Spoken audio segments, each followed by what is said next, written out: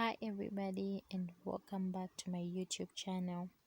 Thank you so much to everybody that has subscribed. Today's video is on a commonly used Bemba proverb in Zambia. Mayompapa nainenka kupapa. In English, we will say, Mother carry me, I too will carry you.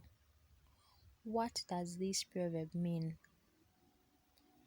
It means the young have an obligation to look after the aged ones, in the same manner as they took care of them when they were young.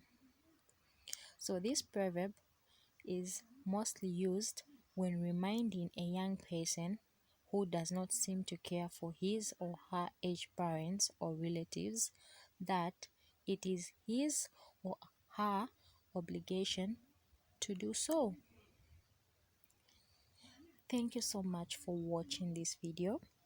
Please let me know what you think about the video in the comment section below.